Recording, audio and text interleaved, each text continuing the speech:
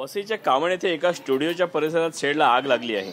ही आग दुपारी 1च्या सुमारास लागली होती। चिल्ड्रन्स कॅम्प स्टुडिओमध्ये एक गार्डनची मोकळी जागा होती। तिथे अडगळीत सामान ठेवण्यासाठी एक 200-300 फुटाची शेड बांधली होती। त्यालाच आज आग लागली आहे। स्थानिकांनी आग वेळेवर आटोक्यात आणली।